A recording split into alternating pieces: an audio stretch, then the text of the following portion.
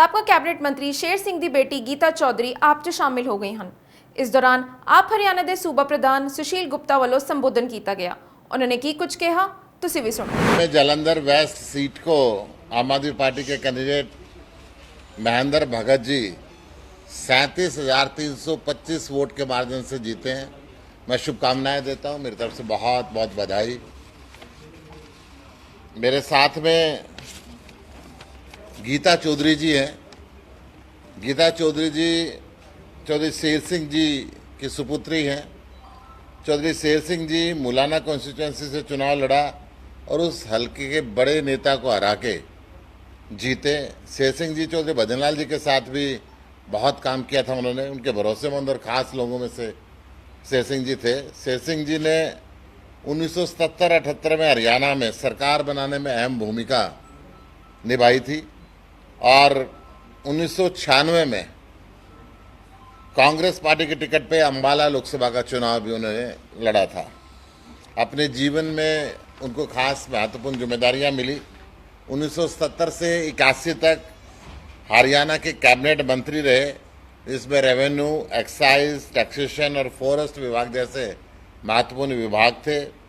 1991 में सडोरा से आज़ाद विधानसभा का चुनाव जीते। अलग अलग पदों में सरकार के ऊपर रहे, अलग अलग जिम्मेदारियां निभाई। गीता चौधरी जी उनकी सुपुत्री हैं।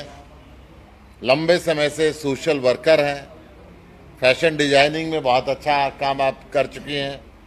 राजनीति की अच्छी समझ रखती हैं, पर्यावरण से अच्छा प्रेम रखती हैं और अरविंद केजरीवाल जी की नीतियों से प्रभावित होकर आज आम आदमी पार्टी को ज्वाइन कर रही हैं। मैं इनका अभिनंदन कर रहा हूं, इनका स्वागत कर रहा हूं टोपी पटका। और इनका पूरा परिवार जिस प्रकार से इनके पिताजी ने राजनीति के अंदर सेवा की, इनके भाई विकास चौधरी जी भी आम आदमी पार्टी को पहले ज्वाइन कर चुके हैं और आज गीता जी कर रही हैं। मैं इनका अभिनंदन कर रहा हूं, स्वागत कर रहा हूं। बहुत अच्छा सर, और भी हाँ बुला लो। 15 जो बाकी इनके साथ में इनके साथी भी हैं। अभी आगे आ रहा है, अपने साथियों के साथ इन्होंने ज्वाइन किया है। आम आदमी पार्टी के अंदर लगातार परिवार के अंदर बढ़ोतरी होती जा रही है। आज जहां एक तरफ ये ज्वाइनिंग हुई है, एक तरफ हम पंजाब का उपचुनाव जीते हैं। महत्वपूर्ण दिन है हमारे लिए, तो मैं इनका अभिनंदन कर रहा हूं और शुभकामनाएं दे रहा हूं। इतने मान सम्मान और प्यार के लिए माननीय गुप्ता जी का धन्यवाद। यहाँ पे विराजमान बड़े भाई हैं मेरे, ओम प्रकाश गुज्जर जी, बहुत वर्षों से जानते हैं हम लोग, आस पास में कार्य कर रहे हैं। ये बुद्धिजीवी व्यक्ति हैं, कर्मठ हैं और मेरे ख्याल से सालों से राजनीति में हैं। मैं जब छोटी सी होती थी मैंने तब देखा था इनको, ये अभी भी उसी उसमें लगे हुए हैं। अच्छे लोगों को देखकर अच्छी जगहों पे अच्छा लगता है। अरविंद केजरीवाल जी की नीतियों को देखते हुए मुझे ऐसा आभास होना शुरू हुआ। वैसे मैं पिछले 5 साल से थोड़ा सा पारिवारिक उसमें उलझी रही। बेटी की शादी की, बच्चे बड़े हैं, मेरे 2 बच्चे हैं। बेटी है बड़ी, बेटा उससे छोटा है। दोनों बच्चे वर्किंग हैं मेरे।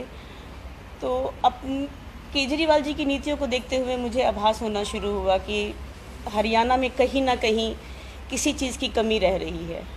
हमारी दिल्ली में सरकार है, हमारी पंजाब में सरकार है।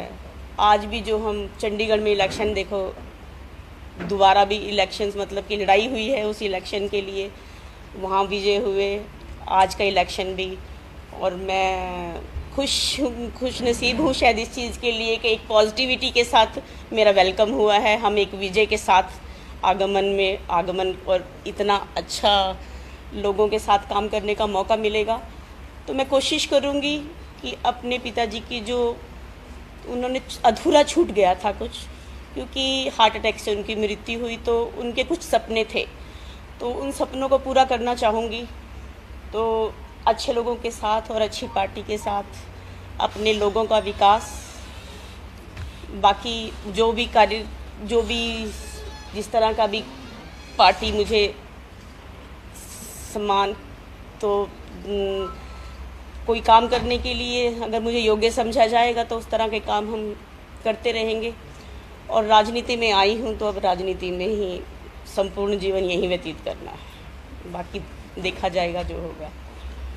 और ये छोटे भाई हैं मेरे पंगोत्रा जी, ये थोड़े जिद्दी किस्म के हैं।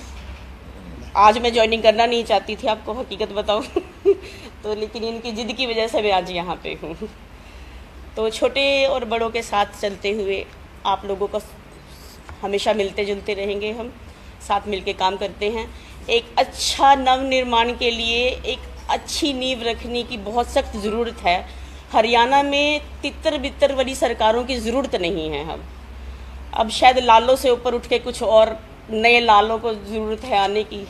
क्षेत्र में काम करेंगे मिलके, अच्छा लगता है। देखिए, वो देश का चुनाव था, उसमें लोगों की सोच कुछ और होती है, और ये प्रदेश का चुनाव है। प्रदेश में लोगों की सोच कुछ और होती है, क्योंकि अरविंद केजरीवाल जी प्रधानमंत्री के लाइन में नहीं थे, इंडिया गठबंधन के हम पार्ट थे। पंजाब में हमारी सरकार है, दिल्ली में हमारी सरकार है, हरियाणा में सरकार बनाने की हम लड़ाई लड़ रहे हैं। तो ये जब विधानसभा का चुनाव आता है तो सोच अलग होती है। विधानसभा के अंदर पंजाब में दोबारा सिद्ध हुआ है कि भगवंत मान जी को, अरविंद केजरीवाल जी को लोग चाहते हैं और उनके कामों को पसंद करते हैं, उनकी नीतियों को पसंद करते हैं। आपके कुरुक्षेत्र लोकसभा सीट पर इंडिया गठबंधन काफी मजबूती से लड़ा, कम मार्जिन से हार हुई। आकलन आपने भी किया होगा, पार्टी ने भी किया होगा। जिस हिसाब से वोट पड़े उस हिसाब से कोई ज्यादा अंतर नहीं था। कुछ कारण जो आप सार्वजनिक तौर पर मीडिया को बता सकते हैं, आपके हार के कारण क्या थे? देखिए, ये बात बड़ी फैक्ट है कि पूरे हिंदुस्तान के अंदर इंडिया गठबंधन गांवों में बड़े जबरदस्त तरीके से जीता, शहरों में कंपैरेटिवली थोड़ी सी वोट कम मिली। और कुरुक्षेत्र के अंदर भी कारण यही रहा। कुरुक्षेत्र के अंदर दो बड़े शहर, कैथल और कुरुक्षेत्र, और जितने छोटे शहर थे वहाँ में कंपैरेटिवली थोड़ी सी कम वोट मिली, और हर गांव के अंदर हम जीते। उसका एक बेसिक कारण भी था कि 400 पार से कभी मीडिया ने नीचे दिखाया ही नहीं। वहां शहर का व्यक्ति वो एक जो प्रचार हो रहा था 400 पार का टीवी और न्यूज़पेपर के माध्यम से, उसके बीच में कहीं उलझा रहा। परंतु गांव का व्यक्ति जो थोड़ा सा मीडिया से दूर भी है और जीवन की जो हकीकत है उसको भुगत रहा है, उसके पास संसाधनों का अभाव है, उनके बच्चों के पास नौकरियां नहीं है, बिजली नहीं है, पानी नहीं है, महंगाई से परेशान है, किसान को एमएसपी नहीं मिल रही। तो वो सब जो परिवर्तन चाहते थे वो इंडिया गठबंधन के साथ।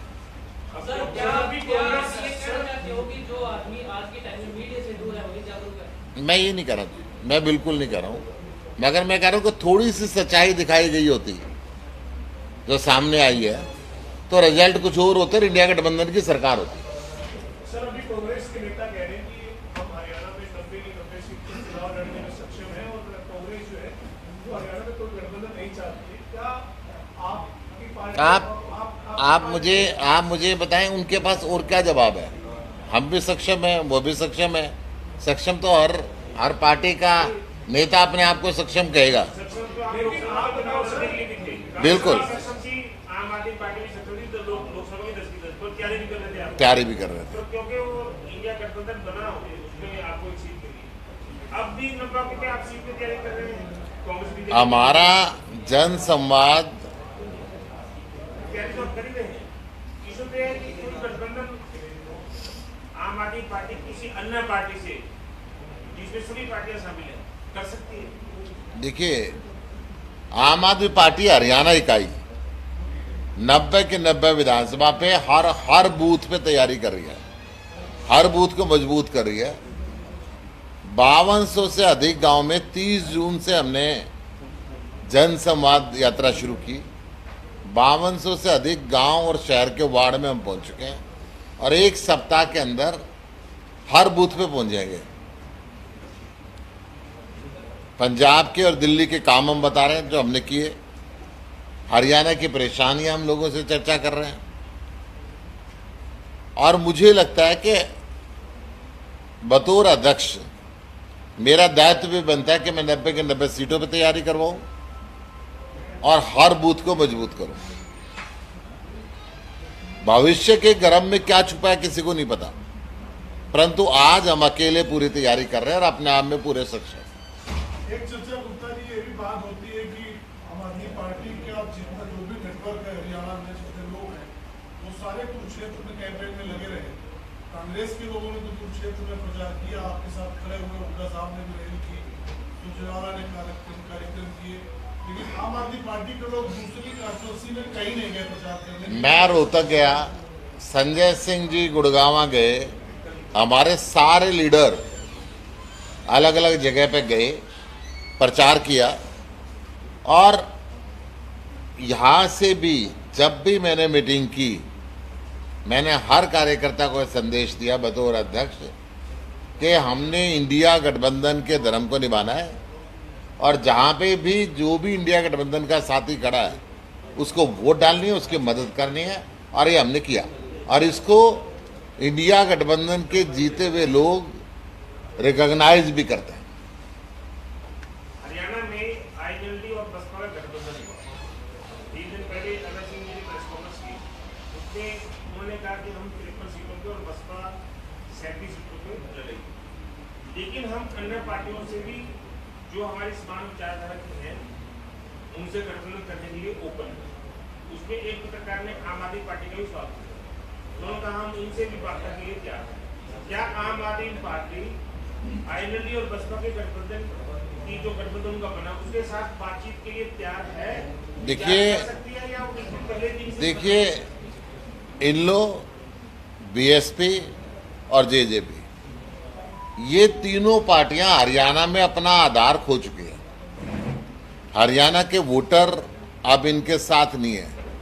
इन तीनों पार्टियों ने 30 कैंडिडेट खड़े किए और इस 30 कैंडिडेटों ने मिलकर हमारी एक सीट से लाखों वोट कम लिए, तो इनको इनकी हकीकत का मालूम है कि ये कहाँ खड़े हैं। तो आपके हिसाब ये तीनों पार्टियों से कोई बातचीत नहीं होगी हमारी पार्टी? मेरे हिसाब से तो नहीं होगी, बाकी तो हाईकमांड की मर्जी।